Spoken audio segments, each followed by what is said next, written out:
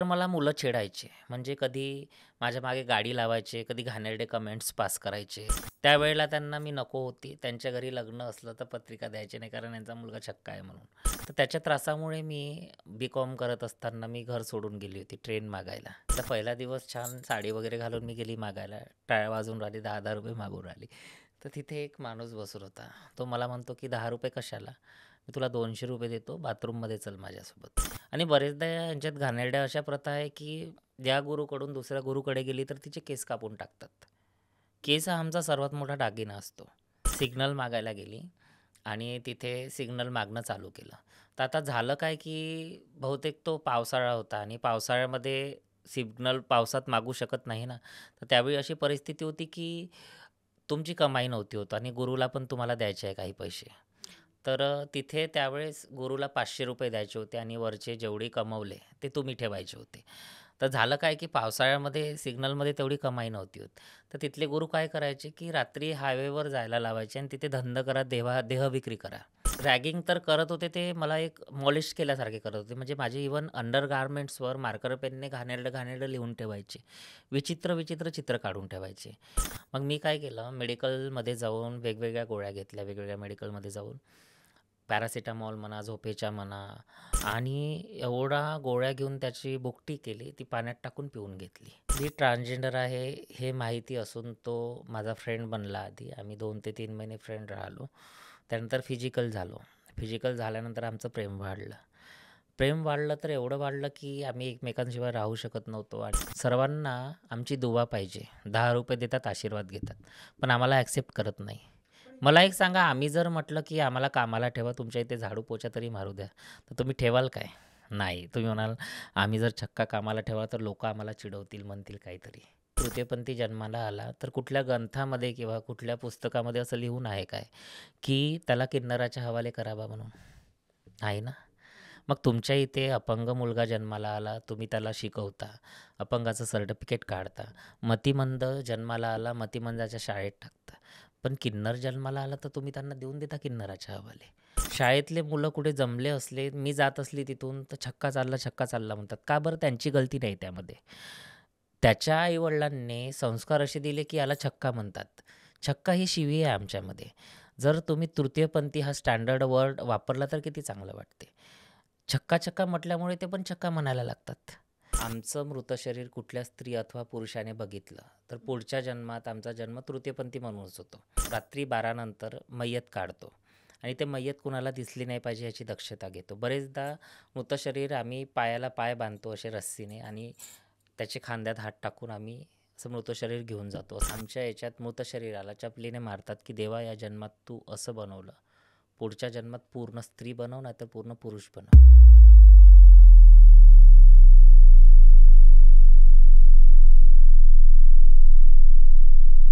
नमस्कार, मी सुषमा. नारायणीच्या पॉडकास्टमध्ये तुमचं मनापासून स्वागत. हा व्हिडिओ तुम्हाला हिंदी भाषेतही बघता येईल. त्याची लिंक डिस्क्रिप्शनमध्ये दिली आहे. व्हिडिओ पूर्ण बघून आम्हाला कळवा की तुम्हाला काय वाटतं.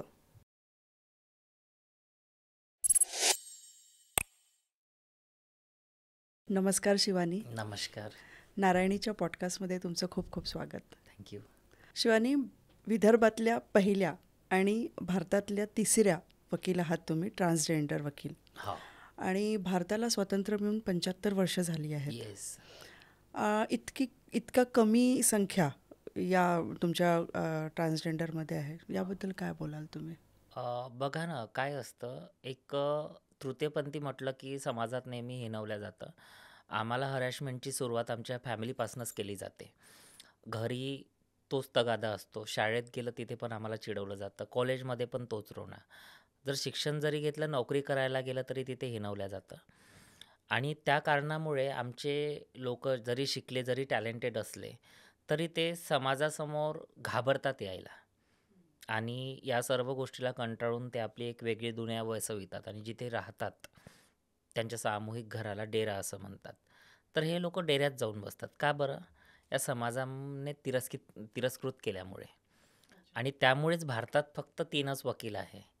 आणि आता चौथी बनली पद्मालक्ष्मी म्हणून तामिळनाडूची. तर हे त्यामागचं मेन रिझन आहे. म्हणजे मुळात तुम्हाला शिक्षणाची आवड आधीपासून होती?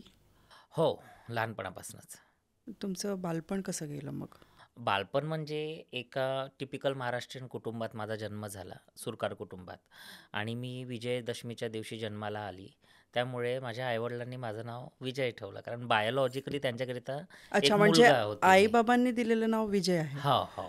बरं. मुलगा होते मी बायोलॉजिकली त्यांच्याकरिता. पण मी जेव्हा 3ऱ्या-4थ्या वर्गात गेली, तेव्हा मला फील झालं, की मला मुलींसारखं राहायला आवडायचं, त्यांच्याशी बोलायला, त्यांच्यासोबत खेळायला, ताईचे कपडे घालायला आवडायचे. तर तेव्हा मला छक्का-छक्का म्हणायचे माझ्या क्लासमेट्स, माझे अवताल-भोवतालचे मुलं. तर तेव्हा जेंडर काय आहे हे मला समजायचं नाही. तर साधारणतः मी 8व्या-9व्या वर्गात गेली. तर ऑब्व्हियसली जे नॉर्मल मुलांचं अट्रॅक्शन मुलींकडे असतं आणि मुलींचं मुलांकडे अट्रॅक्शन असतं. तर मला माझे शिकवणारे शिक्षक लोकं आवडायचे. मला असं वाटायचं की मी एकटीच आहे अशी, की मला असं होतंय बा म्हणून.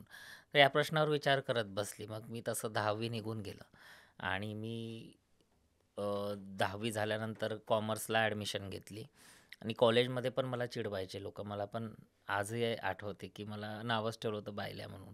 कारण मी इतरांपेक्षा डिफरंट होती. माझं काजळ लावणं, थोडे कधी केस वाढवायची, हालत-डुलत चालायची. तर या सर्व गोष्टी होत्या. म्हणजे काहीतरी वेगळं नोटीस करायचे लोकं. हां. काहीतरी वेगळं आहे. जसं एखादा बदमाश मुलांचा ग्रुप उभा आहे आणि मी तिथून चालली. तिथून हसायचे मला पाहून. मला का बरं हसत होते हे आजपर्यंत कळलं नाही.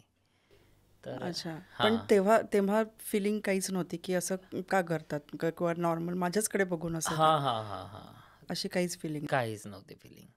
आणि कारण ते आई-बाबा बालपण होतं आणि मला बऱ्याचशा गोष्टी समजल्या नव्हत्या, की काय होतंय माझ्यासोबत. हां, मी डिफरंट होती इतरांपेक्षा, की मला मुलींसारखं राहणं आवडायचं, काजळ लावायला, कधी-कधी लिपस्टिक लावायची मी. तर त्या गोष्टी होत्या सर्व. म्हणजे दरम्यान किती वर्षाचे असताना तुम्हाला हे आठवतं, की हे सगळं करायच्या तुम्ही? बघा, मी 2री-तिसरीत असतानाच मला समजून आलं, की आपण मुलीसारखं राहायला पाहिजे बा म्हणून. आणि तिथूनच माझी सुरुवात झाली आणि घरच्यांच्या लक्षात आलं होतं थोडंफार. पण मी सांगणार कशी? त्या वयात हिंमत लागते सांगायला आणि ती माझ्यात नव्हती तेव्हा. पण आई-बाबांच्या लक्षात आलं होतं? त्यांना काय वेगळं वाटायचं? आणि त्यांनी तर कधी असं बोलून दाखवलं नाही मला. जेव्हा मी 20-19 वर्षाची होती, तेव्हा मी पप्पांना एक खुलून सांगितलं, की मला माणसं आवडतात म्हणून. मला लेडीज आवडत नाही बा म्हणून. तर पप्पा हसले आणि म्हणाले, की "ठीक आहे ना, जे आहे तसं राहू दे बा." आणि त्यांनी काही या गोष्टीचा इश्यू केला नाही. मला ॲक्सेप्ट केलं. तर तिथे कुठेतरी सपोर्ट होतं माझ्या वडिलांचं. अच्छा, म्हणजे सहज. पण इन जनरल आपण मूव्हीजमध्ये, पिक्चर्समध्ये असं बघतो, की काहीतरी वेगळं. म्हणजे हा प्रश्न विचारण्याचा उद्देश हा, की ट्रान्सजेंडरशी रूबरू होणं ज्याला म्हणतात, की डायरेक्ट संवाद साधणं, हे खूप कमी लोकांना मिळतं. आज सांगते, की मला तो चान्स मिळालेला आहे आणि बऱ्याच गोष्टी आणि अशा डोक्यात आहेत. इवन सिग्नलवर बघताना पण हां, हां, हां. बघितलेलं आहे. तर आधी कशी घीन किंवा असं काही कधीच, म्हणजे फ्रँकली स्पीकिंग असं कधीच आलेलं नाही. ओके, पण प्रश्न खूप आले, ओके. खूप आले, की नेमकं असतं काय? काय प्रकार असतो हा? ट्रान्सजेंडर म्हणजे नेमकं काय? हो. तर याबद्दल तुम्ही काय सांगाल? बघा, ट्रान्सजेंडर म्हणजे त्यातले 2 प्रकार आहेत. एक तर बाय बर्थ येतो. जर 10 ते 20 लोकांमधनं एक ट्रान्सजेंडर होतो. त्याचा जेनायटलमध्ये फरक असतो आणि तो जेनायटलमधला फरक दिसल्यामुळे तुम्ही ऐकलं असाल, की किन्नराच्या हवाले केलं त्यांनी मुलाला, कारण तो किन्नर पैदा झाला.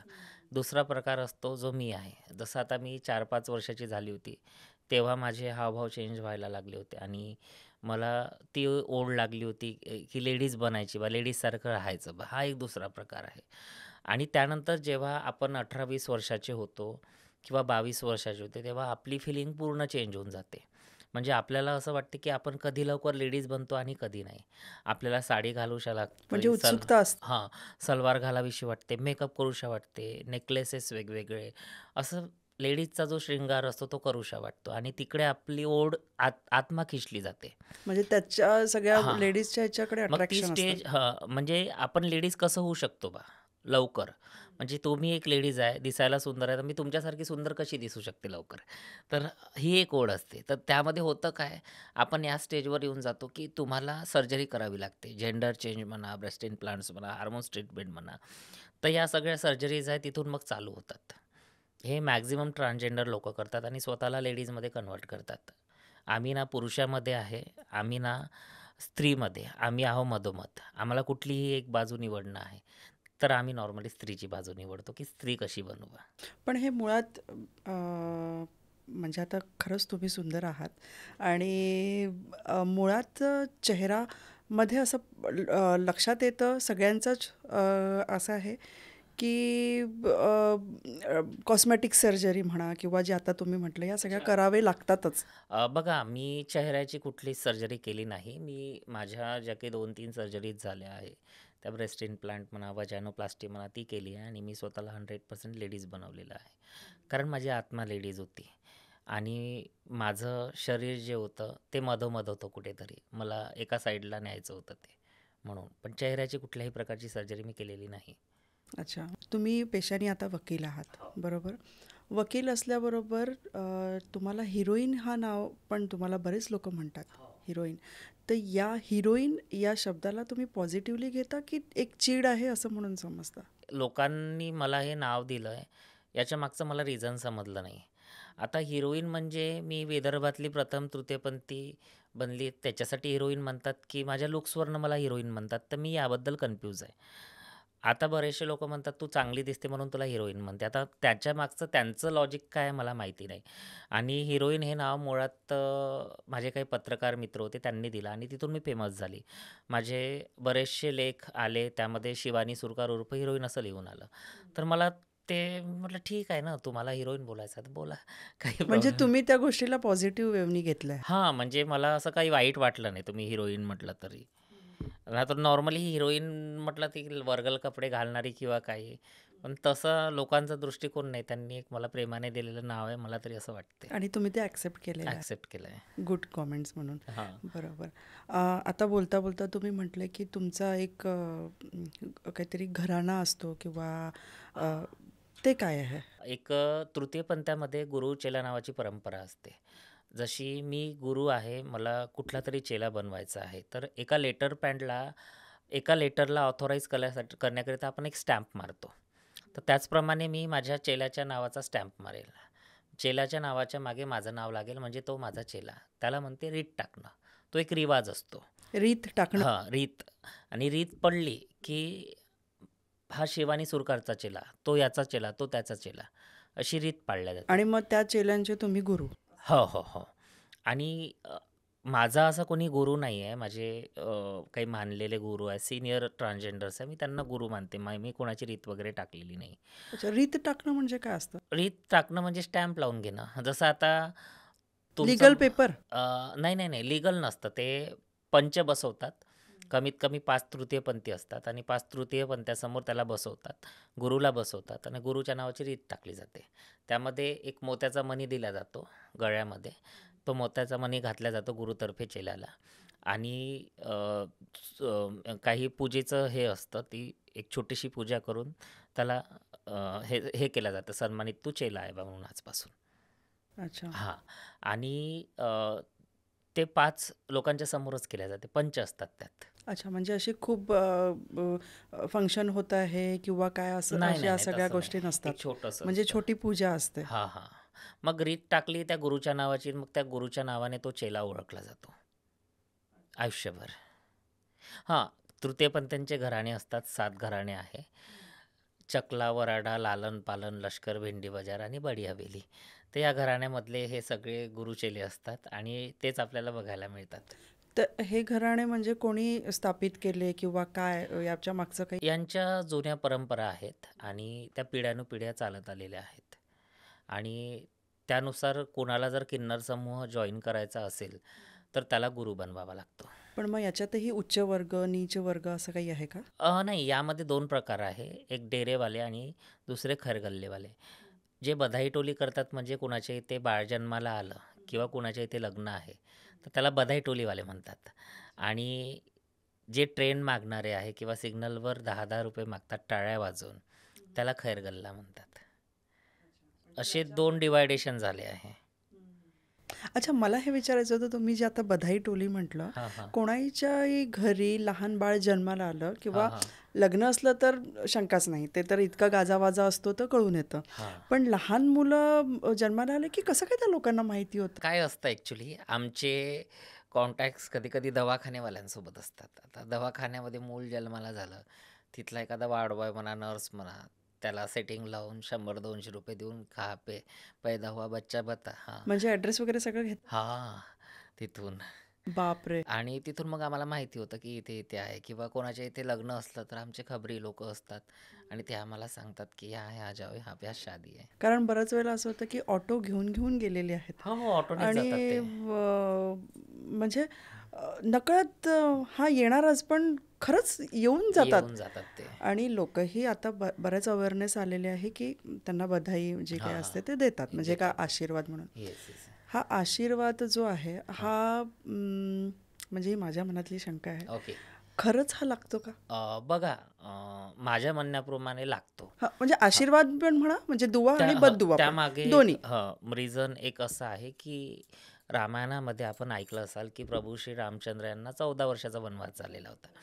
त्यामध्ये काय झालं, की नदीच्या किनाऱ्याहून ते गेले वनवासाला. तर तेव्हा तिथे जे लोकं होते किनाऱ्यावर नदीच्या, त्यांनी म्हटलं, की "सब नर-नारी चले जाओ." आता नर-नारी तर परत गेले आणि जेव्हा श्रीरामचंद्र 14 वर्षाचा वनवास भोगून आले परत, तेव्हा त्यांना तिथे तृतीयपंथी दिसले ते किन्नर. आणि प्रभू श्री रामचंद्र एवढे खुश झाले, की त्यांनी वरदान दिलं, की "कलियुग में आपका ही राज होगा, आपकी जबान सत्य होगी." म्हणजे आम्ही कोणाबद्दल दुआ काढली, तर ती खरंच लागते आणि कोणाला जर टाळ्या वाजवून बद्दुआ दिली, की "तेरा सत्यानाश होगा" आणि तसंही होते. माझ्या बाबतीत सुद्धा झालेलं आहे. मी जर मनातून चिडून जर कोणाला बद्दुआ दिली, ती लागली आहे लोकांना. असं झालेलं हां, आहे. झालेलं आहे. आणि कोणाला जर आशीर्वाद दिला, तो पण लागतो. लागतं म्हणजे हे सत्य आहे. हां, सत्य आहे. मी जाणवलं आहे स्वतः. बी.कॉम झालेलं आहे, LLB झालं, त्याच्यानंतर तुम्ही दिल्ली युनिव्हर्सिटीतनं नॅचरोपॅथीचा पण कोर्स झालेला येस, आहे येस. आणि वकील तर आहातच. येस. कसं वाटतं म्हणजे इतकं सगळं साध्य केल्यावरही समाजात तो मान मिळतो? आज कुठेतरी मला 80% लोकांनी ॲक्सेप्ट केलं आहे. 20% राहिलेलं आहे. आधी उलटी परिस्थिती होती, की 20% लोकांनी ॲक्सेप्ट केलं वकील व्हायच्या अगोदर आणि 80% लोकांनी नव्हतं केलं आहे. एक छोटंसं एक्झाम्पल द्यायचं म्हटलं तर मी वर्धेला राहते आणि कधी-कधी घरी जर जेवण करायचं नाही, तर मी हॉटेलला जेवण करायला जाते. येताना वेळ होतो ऑब्व्हियसली 11-12 वाजतात. तर मी वकील व्हायच्या अगोदर लोकांना नोटीस नव्हतं, की ही वकील नाही, पण हा एक छक्का आहे, ट्रान्सजेंडर आहे आणि तो चालला बा. तर मला मुलं चिडायचे. म्हणजे कधी माझ्या मागे गाडी लावायचे, कधी घाणेरडे कमेंट्स पास करायचे, तर कधी काही. तर तेव्हा वेगळी इमेज होती आणि आता काळा कोट अंगावर आल्यानंतर काळा कोट मला देवासारखा आहे. माझी इमेज पूर्ण चेंज झाली. मी कधी रात्री 2 वाजता जरी आली ना, मला कधी छेडणार नाही. कोणी बदमाश मुलं दिसलं, "अरे शिवानी मॅम जा रही." तर तो एक जो रिस्पेक्ट आहे, मी ते अनुभवते आहे, की काळ्या कोटाचा जो प्रभाव आहे किती पडला. भले मी कोणी असो, मग ट्रान्सजेंडर असो का अथवा कोणी असो. पण काळा कोट जो आहे त्याचा मान एवढा मोठा राहतो ते मला अनुभवायला मिळत आहे 2 वर्षापासून. आणि मी नॅचरोपॅथीची डॉक्टरसुद्धा आहे. मी दिल्ली युनिव्हर्सिटीमधनं सेकंड मेरिट होती. मी तो कोर्स पूर्ण केला 2020ला. मला मेडिटेशन, योगा या सर्व गोष्टीत मला जास्त इंटरेस्ट होता. त्याच्यामुळे मी केला तो. आणि ते स्वतःच्या जीवनात आत्मसात केलं आहे तुम्ही? अ, बघा ना, आता काय झालं आहे, की मागील एक 2-2.5 वर्षापासून माझं लाईफ खूप जास्त वास्ट चाललं आहे आणि खूप धावपळ होते आहे. त्यामुळे तेवढा वेळ देत नाही मी एक्सरसाइजला. आता मी चालू करणार आहे. तर झालं काय, की मी वकिली प्रोफेशनसाठी एवढी पॅशनेट आहे, की मला चांगलं वकील बनायचंच आहे. त्याकरिता मी घरचा केबलच काढून ठेवला 2 वर्षापासून आणि मी 2 वर्षापासून टीव्ही नाही बघितली. त्यानंतर मी कुठेच पिकनिकला गेली नाही. त्यानंतर मी माझ्या मित्रांसोबत कधी मूव्ही बघायला गेली नाही मागील 2 वर्षापासून. फक्त अभ्यास, कोर्ट आणि प्रॅक्टिस, अभ्यास, कोर्ट आणि प्रॅक्टिस. मग त्यांची रिॲक्शन काय असते जेव्हा तुम्ही त्यांना एवढं दुरावलं आहे आणि फक्त आपल्या प्रोफेशनला जवळ ते केलं? म्हणतात, कंप्लेंट करतात, "काय यार शिवानी, तू सगळी एवढी बिझी झाली, तू पैसे कमवण्याच्या मागे लागली." यार पैसे कमवण्याच्या मागे नाही, पण मला थोडं कॉन्सन्ट्रेट तर करावं लागेल. अच्छा, म्हणून म्हणजे आवड मुळात असल्यामुळे तुम्ही हां, हां. मला बघा ना, आपण कुठलंही काम करतो ना, ते चांगलं मन लावून करावं आणि ते काम करताना तुम्ही फळाची चिंता नका करू. तुम्हाला फळ ऑटोमॅटिक मिळणार. जसं मला वकील बनायचं होतं. माझा पैसा कमवणं हा उद्देश नव्हता. मला पैसा ऑटोमॅटिक येतोय. मी स्वतःचं ऑफिस बनवलंय घरी आता. मी त्या ऑफिसला ₹4.5 लाख लावले. मी स्वतःच्या कमाईने लावले. तर ते कुठेतरी तुम्ही मेहनत करा, त्याचं फळ तुम्हाला नक्कीच देव देणार. हे सगळं करत असताना एरियातले लोक, म्हणजे आता तुम्ही म्हटलं की एवढं तुम्ही इथपर्यंत पोहोचले, तर ऑब्व्हियसली तुमच्या घरच्यांपासनं तुमचा पूर्ण सपोर्ट आहे. हो, हो. आईला कधी किंवा घरच्यांना कधी असं लोकांनी दुरावलेलं आहे किंवा काही त्यांना म्हटलेलं आहे? अ, बघा आधीची सिच्युएशन खूप डिफरंट होती. माझ्या आईला नातेवाईकामध्ये म्हणायचे, की "तुझा मुलगा छक्का आहे."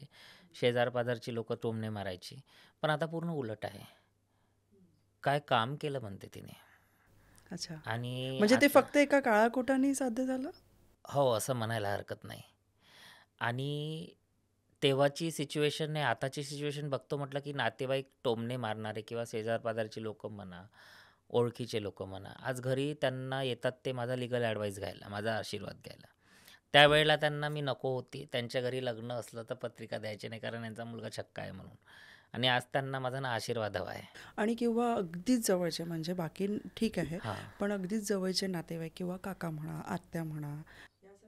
नाही असं त्यांनी कधी हे केलं नाही. जवळचे जे आहे, ते बिचारे काही माझे काकू चांगली होती, माझे काका चांगले होते, माझे मामा वगैरे चांगले होते. त्यांनी कधीच या गोष्टीचा इश्यू केला नाही, ॲक्सेप्ट केलं मला. पण दूरचे वगैरे काही जे नातेवाईक असतात, त्यांनी मला थोडं डिवचलं. कारण बऱ्याच वेळेला आपण असं बघतो की घरात असा एक मुलगा किंवा असं जन्माला आलेला आहे, तर आईवडीलच त्यांना त्यांच्या काय म्हणतात त्याला, संस्थेत किंवा त्यांच्या त्या हां. ट्रान्सजेंडरच्या त्यांच्या बघा कम्युनिटीमध्ये. ना, मी आई-वडिलांनी नाही, बाबांचं माझ्यावर खूप प्रेम होतं आणि माझे पप्पा जे होते ते एक रिअली ते माझ्यासाठी आदर्शच आहे आणि ते एम-एस-सी-बी डिपार्टमेंटमध्ये होते. ते जेव्हा टॉवरवर चढायचे भर उन्हामध्ये आणि जेव्हा घरी परत यायचे 6-7 वाजता, तर त्यांची स्किन पूर्ण करपून जात होती. टॉवर बघितलंय तुम्ही शेतामधलं? तर ते एवढं मोठं हार्डवर्क कशासाठी करत होते किंवा माझा मुलगा म्हणा, मुलगी म्हणा जेही आहे, ती चांगली शिकली पाहिजे. शिक्षणामध्ये कुठलीही कमी नाही. मला कपडे म्हटलं कपडे द्यायचे. त्यानंतर मला दरवेळेस नवीन बुक्स घेऊन द्यायचे. सेकंड हँड पण कधी घेऊ दिले नाही. मला शूज लागले शूज द्यायचे. मला जी गोष्ट लागली ती दिली त्यांनी.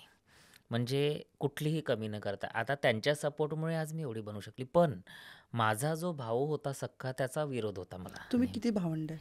मला सर्वात मोठी बहीण आहे, त्यानंतरचा भाऊ आहे आणि सर्वात लहान मी आहे. माझा भाऊ आता वकील आहे, कॉर्पोरेट लॉयर आहे. बट लहानपणी मला तो मारायचा. जेव्हा मी तृतीयपंथी आहे, मला त्रास द्यायचा. माझे केस बरेचदा त्याने कापले. तर त्याच्या त्रासामुळे मी बी-कॉम करत असताना मी घर सोडून गेली होती ट्रेन मागायला, माझ्या ट्रेन लोकांमध्ये. मागायला? हां. ॲक्चुअली झालं काय, की मला खूप त्रास व्हायचा पण इकडं. मग तुम्हाला घराच्या बाहेरून काढलं, म्हणजे बाहेर नाही काढलं त्यांनी? बाहेर काढलं नाही. तुम्हीच गेल्या? माझा भाऊ मारायचा, त्याच्यामुळे मला त्रास व्हायचा. पण त्यावेळेला आईबाबांनी काही नाही म्हटलं?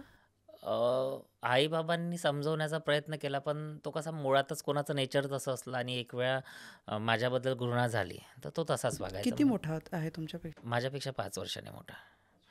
तर मी काय झालं, की त्या त्रासाला कंटाळून मी कुठे गेली, सरळ बल्लारशाला ट्रेन मागायला ₹10,000 आमच्या किन्नर लोकांच्या समूहात. माझी एक सोनम म्हणून फ्रेंड होती. ती म्हणाली, की "आजा यहाँ पे 2-3 हज़ार हो जाते रोज के." म्हणजे तुमचे बालपणीच किन्नर समाजाचे मित्र होते? काही. हां, हां. स ग ते हे कसं असतं, हे ऑटोमॅटिक तुम्हाला साथ मिळून जाते. आता मी लहान होती, तेव्हा माझ्या घरी किन्नर लोकं पैसे मागायला यायचे. तर आज माझ्यासोबत खेळणारे मुलं म्हणाले, "तेरी बिरादरी के आ गए विजय जा, तेला पकड के लेके जाएंगे." मला भीती वाटायची, की हे लोकं पकडून तर घेऊन नाही जाणार. अच्छा, म्हणजे असं टॉन्ट मारायचे? हां, तेरी बिरादरी के लोग आहे. माझे खेळणारे सोबतचे मुलं. हां. तर मी घरी पळून जायचे आतमध्ये, की हे लोकं घेऊन जातात बा म्हणून. आणि झालं असं, की मी जेव्हा इकडे नागपूरमध्ये होती, तेव्हा काही ट्रान्सजेंडर्स कॉन्टॅक्टमध्ये, कारण मला आधीपासून ओढ होती, की मला यांच्यासारखं लिपस्टिक लावायचं आहे, साडी घालायची आहे, त्यांच्यासारखं राहायचं आहे. पण भीती पण वाटत होती, की बोलू कशी बा? हां. तर मग जेव्हा मी नागपूरला इथे होती, तेव्हा सारथी ट्रस्टबद्दल माहिती झालं मला आणि तिथल्या काही ट्रान्सजेंडर लोकांशी कॉन्टॅक्ट आला माझा. सारथी ट्रस्ट काय आहे? सारथी ट्रस्ट ही LGBT राईट्सवर काम करते, म्हणजे आमच्या अधिकारांवर काम करते. तर तिथून या लोकांबद्दल माहिती झालं आणि तिथून माझे कॉन्टॅक्ट्स वाढत गेले मग. आणि आणि तुम्ही माझे बल्लारशाबद्दल सांगत हां, होता. बल्लारशाचं काय झालं, की घर सोडून गेली मी. आता मला ट्रेन मागायला बोलवलं, 2-3 हजार रुपये रोजचे होतात बाई, ये बा तू. म्हटलं ठीक आहे, मी गेली मग. आता तो पहिलाच दिवस होता. आता पहिला दिवस छान साडी वगैरे घालून मी गेली मागायला. टाळ्या वाजवून राहिली, 10-10 रुपये मागून राहिली. तर तिथे एक माणूस बसून होता. तो मला म्हणतो, की 10 रुपये कशाला? मी तुला 200 रुपये देतो, बाथरूममध्ये चल माझ्यासोबत. तर मला त्याने असा डायरेक्ट प्रश्न केला, तर मी थोडी एकदम शॉक झाली, की असंही असतं काय? काय वय होतं तुमचं तेव्हा? तेव्हा मी होती जवळपास 20-21 वर्षाची. तर मी यार म्हटलं खरंच असं होतं काय आणि हा का बरं मला डायरेक्ट म्हणतोय, म्हणजे आमची काही इज्जत नाही काय? मग माझी फ्रेंड होती सोनम, मी म्हटलं हा असा का बोलताय म्हटलं.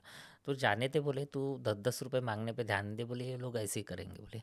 मग तिथून नंतर त्यातली अर्धी कमाई गुरुला द्यायची होती. अच्छा, जेवढे म्हणजे पैसे द्यावं लागतं. हां, जेवढे पैसे तुम्ही कमवता त्यातले अर्धे गुरुला पण द्यायचे. तुम्ही आता म्हटलं की तुमचा गुरु नाही आहे कुठलाच. गुरु नव्हता बनवला मी. मी तिथे अनऑफिशियल गेली होती. राहते ना स्टॅम्प मारून ऑथराइज किंवा किंवा विदाऊट स्टॅम्पचा ठेवा, आणि की ही पहिली वेळ होती तुमची की पहिलीच वेळ घरातनं होती. बाहेर हो, गेल्यात? हो. पहिलीच वेळ होती आणि तिथे असं ठरलं होतं, की जी काही माझी कमाई होईल, ती अर्धी गुरुला द्यायची आणि अर्धी कमाई गुरुला द्यायची. मी अर्धी जवळ ठेवायची, जे काही कमायची. त्याच्यानंतर तिथे च्या घरचे कामं करणं, कपडे धुणं, भांडे घासणं, स्वयंपाक करणं, एवढं सगळं. हे सगळेजण करतात? हो, सगळे चेले हो. करतात? हो, हो, हो. तर मला ते काहीतरी वेगळंच वाटलं. मी म्हटलं, मी पैसे तर कमवून तर पैसे पण देऊ आणि यांचे कामं पण करू. तर मला कुठेतरी ते खटकत होतं. मग मी 3-4 महिने काढले तिथे. थोडेफार पैसे कमवले. 3-4 महिने? हां. पण ह्या सगळ्या दरम्यान तुम्हाला असं कधी भीती नाही वाटली की मी ट्रेनमध्ये मागते आहे हां, हां. आणि माझ्या ओळखीचं कोणी मिळेल तर आता सगळ्यांना माहिती नाही. होईल, एक असं काहीतरी हां. सिक्रेट हां. ओपन झालेलं आहे, असं असं कधी भीती? बघा ना, बल्लारच्या दूर होतं. तिथे मला ओळखणारं कोणी नव्हतं आणि दुसरी गोष्ट म्हणजे की माझ्याकडे पर्याय नव्हता. घर तर सोडून दिलं होतं. मी घरी सांगितलं होतं, का मी आणि त्या त्या त्या पूर्ण याच्यात आईवडिलांशी कधीच कॉन्टॅक्ट नाही? कॉन्टॅक्ट होता मोबाईलवर, अच्छा. की मी येणार नाही बा, मी रागात आहे, इकडे जॉब करून राहिली. हां, मग तसं सांगितलं आणि म्हटलं तुम्ही काही रिपोर्ट वगैरे करू नका, की मिसिंग आहे बा म्हणून, मी येणार लवकर. त्यांनी फोर्स नाही केला वापस बोलवायचा? खूप बाबांनी खूप केलं. तर बाबाची आठवण यायची, मी येतो बा येतो, पण तिथून पण निघता येत नव्हतं मला. तिथे कंटिन्यू लिंक लागली होती माझी. मग ते, सॉरी मी तुम्हाला मध्ये मध्ये डिस्ट्रॅक्ट करते, नो, नो. हां, कारण याच्यासाठी, कारण ती उत्सुकता आहे. हां, तुम्ही जे म्हटलं की म्हणजे येणार नव्हती, हां. तर ते गुरूंचं काही बंधन असतं? नाही, कसं असतं, की आता मी या गुरुकडे गेली. आता या गुरुला सोडून जर दुसऱ्या गुरुकडे गेली, तर ते लोकं आपसात भांडतात नाही आणि नाही, गुरुचं नाही, हां, एका गुरुकडून दुसरं तर ते मान्य आहे. हां, हां. पण आता तुम्ही तिथनं आईवडिलांना हां, फोन हां, केला हां, आणि आईबाबा बोलवतात आहे, हां. पण गुरुचं एक बंधन आहे की नाही तुम्हाला आता नाही, जायचं नाही. नाही, तसं असं काही माझं असतं नाही, का? मला बंधन नव्हतं, कारण माझी रीत पडली नव्हती आणि मी शेवटी तिथून जायच्या वेळेस मी खोटं बोलून निघाली, की मला घरी जायचं आहे बा, मला आठवण येते आणि घरची. रीत पडली तर बंधन असतं? रीत पडली तर बंधन असतं. काय असतं ते? रीत पडली तर तुम्ही घरी पण जाऊ शकता आणि घरून येऊन तुम्हाला इथेच येणं आहे. अच्छा, हां, म्हणजे मग कायमचं सोडता येत नाही. म्हणजे अ, कायमचं आईवडिलांनी एक्सेप्ट केलेलं आहे आणि रीत हां, हां, पडलेली हां. आहे, तर तुम्हाला. तर मग गुरुच राहील. मग हा गुरु सोडून तुम्हाला दुसऱ्या गुरुकडे जाता येणार नाही. दुसऱ्या गुरुकडे जाल तर दंड लावतात ते. आणि बरेचदा यांच्यात घाणेरड्या अशा प्रथा आहे, की ज्या गुरुकडून दुसऱ्या गुरुकडे गेली तर तिचे केस कापून टाकतात. केस हा आमचा सर्वात मोठा दागिना असतो. अच्छा, तसंही स्त्रीचा दागिना स्त्रीचा केस दागिना आहे, केसच सौंदर्य आहे आणि केस आहे. आम्हाला केस वाढवायला 3 ते 5 वर्ष जातात. एक एवढे लेडीजसारखे केस वाढवला 3 ते 5 वर्ष जातात. तुम्ही विचार करा आणि यांच्या झगड्या भांडणामध्ये हे पूर्ण केस कापून टाकतात. कधी-कधी तर या लोकांना कीचं सौंदर्य हां, घालवायचं. म्हणजे ही राहिलीच नाही पाहिजे. आता एक बघा ना, एक टकला किन्नर जो म्हणतो किंवा ज्याला केस नाही आणि तो जर लोकांसमोर ₹10,000 भीक मागतो, लोकं त्याला नकलीच समजणार कारण त्याला केस नाही आहे. तर हे लोकं मुळातच इथे वार करतात, की याचे केसच कापून टाका. याला कुठे दुसऱ्या गुरुकडे जायच्या लायकीचाच ठेवू नका. हां, तर असं असतं. बरं. पुढे काय झालं? हां. बल्लारशाला? मग बल्लारशावर मी खोटी बोलली गुरुला. मी त्यांचं नाव घेऊ नाही शकत. मी घरी चालली बा मला आठवण येते आणि मला पूर्ण माझा अभ्यास कंप्लीट करायचा आहे. पुन्हा शिक्षण घ्यायचं आहे. तिथून खोटी बोलून मी गेली इथे सिग्नल मागायला. कुठे? पुण्याला. अच्छा, पण घरी नाही गेल्या? घरी नाही गेली मी. कारण माझ्या मनात राग होता माझ्या भावाबद्दल. सिग्नल मागायला गेली आणि तिथे सिग्नल मागणं चालू केलं. तर आता झालं काय, की बहुतेक तो पावसाळा होता आणि पावसाळ्यामध्ये सिग्नल पावसात मागू शकत नाही ना. तर त्यावेळी अशी परिस्थिती होती, की तुमची कमाई नव्हती होत आणि गुरुला पण तुम्हाला द्यायचे आहे काही पैसे. तर तिथे त्यावेळेस गुरुला ₹500 द्यायचे होते आणि वरचे जेवढे कमवले ते तुम्ही ठेवायचे होते. तर झालं काय, की पावसाळ्यामध्ये सिग्नलमध्ये तेवढी कमाई नव्हती होत. तर तिथले गुरु काय करायचे, की रात्री हायवेवर जायला लावायचे आणि तिथे धंदा करा, देहविक्री करा. तर मी क्लिअर सांगितलं, की माझ्याच्याने होत नाही, हे मला आवडत नाही आणि तिथून पण मला निघून जाण्याशिवाय पर्याय नव्हता. पण जाताना मला त्रास खूप झाला, की मी निघून जाऊ नव्हती शकत तिथून. मग मी गुरुला म्हटलं, "मी जेवढे माझे पैसे कमवलेले आहे हे तुम्ही पूर्ण ठेवून घ्या आणि मला तिकीटचे पैसे द्या." बल्लारशावरून पुण्याला गेल्या, पुण्याला पण वेगळा गुरु बनवावा लागला? हो, गुरु बनवला नाही, अनऑफिशियल. गुरुला फक्त रोजचे ₹500 पाहिजे होते आणि वरची कमाई माझी. भीक मागितलेली जेवढी आहे. तर मी तेव्हा गुरुला म्हटलं, की माझ्याच्याने हे होणार नाही. मला फक्त सिग्नल मागायचं. मी त्याच्यासाठी आली होती. आता तुम्ही म्हणताय, की तुम्ही हायवेवर राहून धंदा करा. माझ्याच्याने होत नाही. तर त्यामध्ये मी गुरुला जे काही कमाई झाली होती माझी ते पैसे देऊन दिले आणि मी तिकीटपुरते पैसे ठेवले. मला अलाऊ केलं. परत इकडे आले मी. परत इकडे आले आणि MBA केलं मी. माझं MBAला ॲडमिशन घेतलं. घरी खूप सहज ॲक्सेप्ट केलं मग सगळ्यांनी? या नाही. भावाची काय रिॲक्शन होती? नाही. पहिली गोष्ट तर मला माझे वडील खूप रागावले, की "कुठं गेली होती? का गेली होती?" असं तसं. मग मी त्यांना रडू-रडू सगळं सांगितलं, की "बाबा मी अशी-अशी ट्रेनवर आणि सिग्नलवर गेली होती." तर त्यांनी मला काहीच नाही म्हटलं. "ठीक आहे," म्हणे, "याच्या पलीकडे कधी जायचं नाही," म्हणे. "तुला त्यांनाही पैसे किती पाहिजे." वाईट वाटलं असेल? हो. "तुला पैसे पाहिजे, पैसे मी देतो," म्हणे. "तुला जे पाहिजे मी ते घरी आणून देतो," म्हणे. आणि भावाला पण रागवलं. मग तेव्हापासून भावाचं थोडं कमी झालं. तर तेव्हा त्यांना माहिती झालं, की ही पूर्णपणे किन्नर लोकात गेली बा म्हणून. त्यांनी तेव्हा मला हेच म्हटलं, की "तू किन्नर बन, काही बन, काही बन. पण तू एक एज्युकेशन सोडू नको. आणि घर सोडायचं नाही. घर सोडायचं नाही. एज्युकेशन जर सोडलं तर तुला समाजात मान नाही मिळणार. आम्ही काय 10-15 वर्ष जगू आणि त्याच्यानंतर नाही राहू. तुझं आयुष्य तर तुला काढायचं तुझं आहे. आयुष्य तुला काढायचं आहे. तुझा बेस तुला बनवायचा आहे." तर तेव्हा डिसाईड केलं मी. तेव्हा मग MBAला ॲडमिशन घेतली. MBA कंप्लीट केलं. त्यानंतर माझ्यासारख्या बऱ्याचशा लोकांच्या समस्या आहेत. तर मी तृतीयपंथीयांच्या अधिकारासाठी एक आधार नावाची संघटना टाकली. रितू जोंबडे आणि मी मिळून ती संघटना चालवतोय आजही. आजही चालू 5 वर्ष झालेत आम्हाला. किन्नरांच्या अधिकारासाठी आम्ही काम करतोय आणि LGBTसाठी. अरे वाह! आणि सोबत आहात. सोबत पण आहोत. तर माझ्या संपर्कातले जेवढे ट्रान्सजेंडर्स, किन्नरच होते, मी त्यांना हेच म्हटलं, की "बघा, तुम्ही काय करताय, भीक मागून तुम्ही पैसे कमवू शकता रोजचे 2,000-3,000. पण जे मान जो आहे ना, तुम्हाला समाजात मिळणार नाही. तुम्हाला भीक मागणारेच म्हणणार. तर तुम्ही तुमच्या शिक्षणाचा उपयोग घ्या. काहीतरी शिका." आता रितू नर्स आहे. माझ्यासोबत जी वैशू आहे, ती MPSCची तयारी करते. एक निलिमा म्हणून आहे, तिचं स्वतःचं कॅटरर्स आहे. एक दत्तूचं कॅटरर्स आहे. असे 7-8 लोकांचा जो ग्रुप आणि आहे. त्यांच्या कामात सक्सेसफुली आहेत सहज? हो, तिचं कॅटरर्स चालते आहे. मोठे-मोठे लग्नाचे ती ऑर्डर्स घेते आहे. भीक न मागता. तर ही आमची विचारधारा फार डिफरंट होती. आजही मी वकील बनली. मी मेहनत घेत आहे. तर माझं टार्गेट काय आहे? माझं टार्गेट हे होतं, की मला वकील बनायचं आहे, तो उज्ज्वल निकमसारखंच आणि त्या उद्देशानेच मी तयारी करते. म्हणजे आदर्श ते होते. हो. अच्छा. तर ह्या सर्व गोष्टी आहे. माझी विचारधारा वेगळी होती म्हणून मी आजपर्यंत इथे पोहोचू शकली. बरोबर. आणि सगळ्यात महत्त्वाचं म्हणजे तुमच्या आई-वडिलांचा साथ. हो. आणि बहिणीची काय रिॲक्शन होती मग? माझी बहीण खूप चांगली होती आणि तिनेही मला खूप सपोर्ट केलं. तिने कधी डिवचलं नाही. भावजीपासनं काही वर्ष ही गोष्ट लपून राहिली होती, पण त्यांना पण माहीत झालं. तर आता मी लोक अदालत जज झाली होती जस्ट भारतातून 4 ॲडव्होकेटमधून फर्स्ट लोक अदालत जज. तर तेव्हा ते घरी बुके घेऊन आले होते कॉंग्रॅच्युलेशन्स करायला.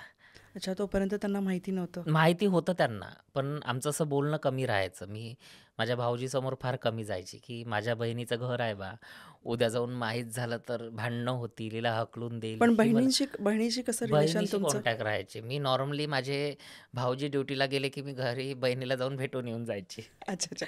आणि आताही व्यवस्थित समज. आता मी डायरेक्ट घरी सर्वांसमोर जाते. आता ॲक्सेप्ट केलंय.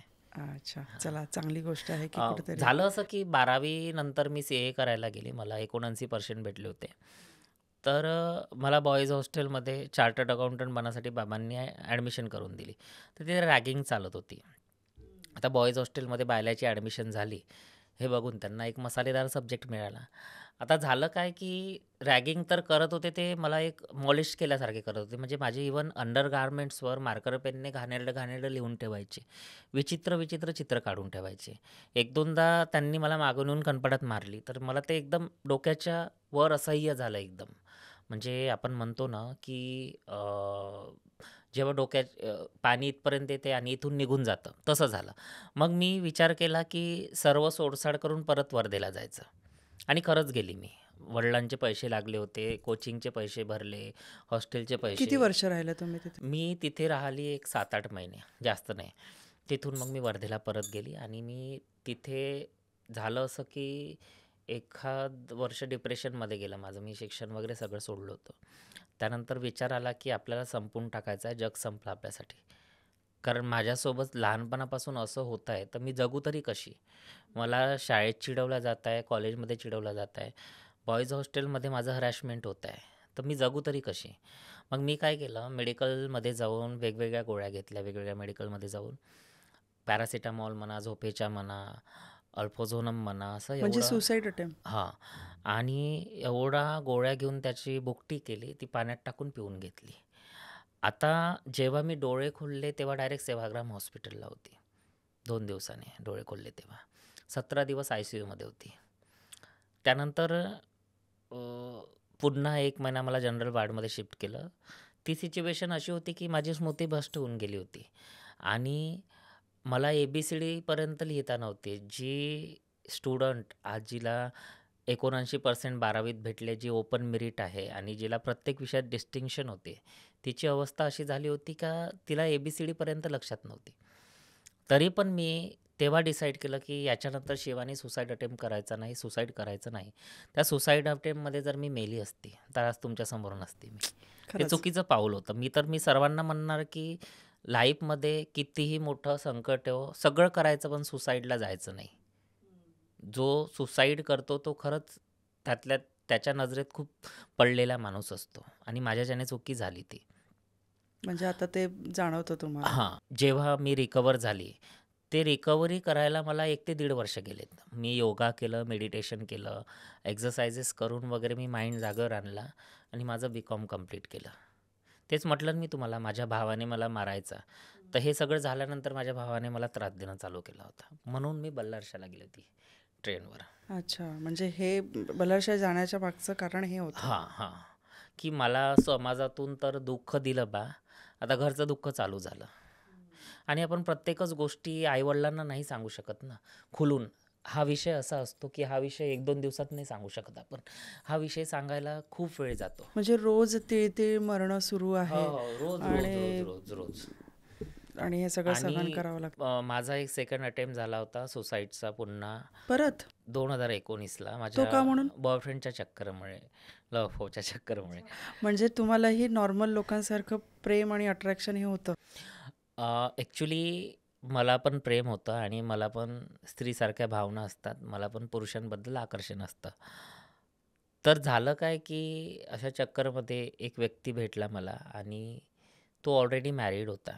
बट त्याच्या घरची कहाणी त्याने अशी सांगितली, की त्याचं वाईफसोबत त्याचं पटत नाही आणि डिव्होर्स केस चालू आहे. पण त्यांना माहिती असेल ना तुम्ही ट्रान्सजेंडर आहात? हो. माहीत असूनही? हां, बघा ना, सांगते ना, की मी ट्रान्सजेंडर आहे हे माहिती असून तो माझा फ्रेंड बनला आधी. आम्ही 2 ते 3 महिने फ्रेंड राहिलो. त्यानंतर फिजिकल झालो. फिजिकल झाल्यानंतर आमचं प्रेम वाढलं. प्रेम वाढलं तर एवढं वाढलं, की आम्ही एकमेकांशिवाय राहू शकत नव्हतो आणि खूप आदर, खूप आपुलकी एकमेकाबद्दल. पण दुसरीकडे अशी परिस्थिती होती की त्याच्या घरी माहीत व्हायला लागलं होतं आणि त्याने माझ्यासोबत जे केलं मला नंतर रिअलाईज झालं की हा व्यक्ती फक्त माझा शरीराचा उपभोग घेण्यासाठी माझ्यासोबत प्रेमाचं नाटक करतोय. म्हणजे मी त्या व्यक्तीवर मनापासून प्रेम करत होते. मी फिजिकली तेवढी प्रेम नव्हती करत. पण त्याला शरीराबद्दल एवढं अट्रॅक्शन होतं. त्याला जेव्हा पाहिजे, जसं पाहिजे त्याने मला तसं यूज केलं. मी काहीच म्हटलं नाही. जेव्हा डिस्प्यूट्स झाले, तेव्हा तो व्यक्ती पलटून गेला आणि त्याने कुठेतरी मला अशा स्थितीमध्ये सोडलं, की मला तिथून असं रिकव्हर व्हायला वेळ लागला पुन्हा.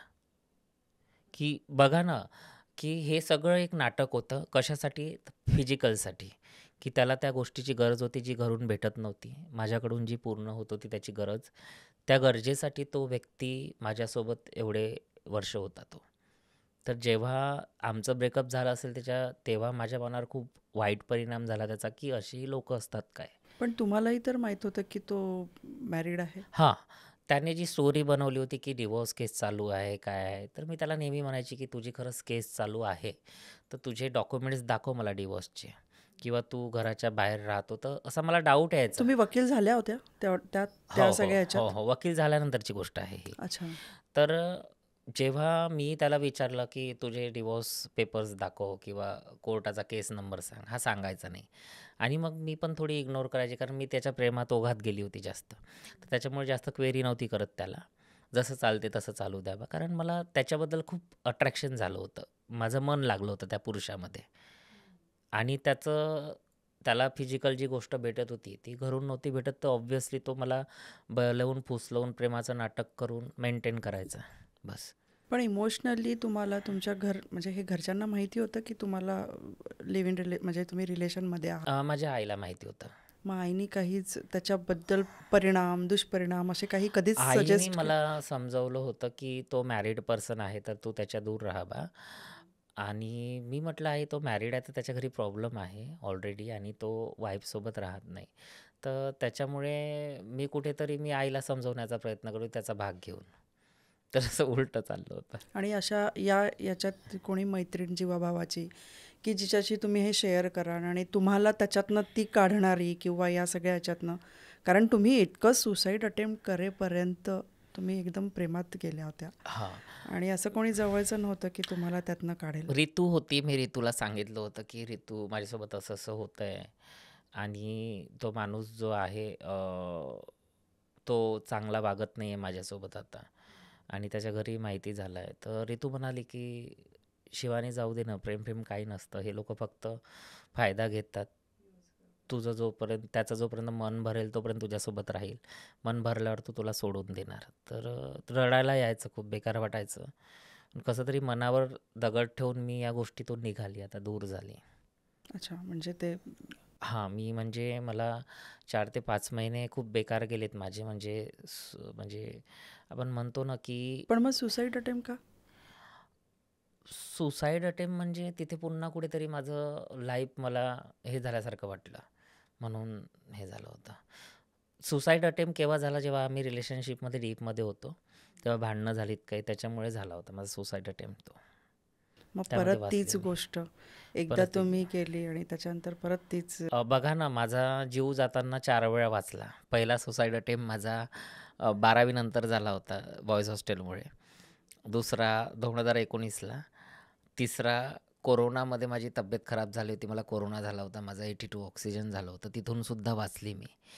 त्यानंतर माझी एक सर्जरी झाली होती. त्या सर्जरीमधून सुद्धा जीव जाता-जाता वाचला माझा. कुठली सर्जरी? एक व्हॅजानोप्लास्टी नावाची आमची सर्जरी असते. तर त्यामध्ये पण मला पोस्ट कोविडचे सिम्प्टम्स होते.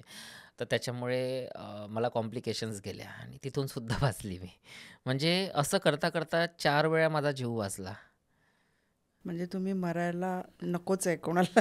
नाही, मी जेव्हा ही गोष्ट कुणाला सांगते ती मला पण असं वाटते, की यार देवाने काहीतरी माझ्या हातून नक्कीच चांगलं चांगलं काम. करायचं असेल म्हणून मला नाहीतर माझं जीवन जगायची खरंच इच्छा नव्हती. मी ॲक्चुअलमध्ये बाकीच्या ट्रान्सजेंडरप्रमाणे आमच्या ज्या सुसाईडचं प्रमाण जास्त आहे. हे लोकं सुसाईड लवकर करतात.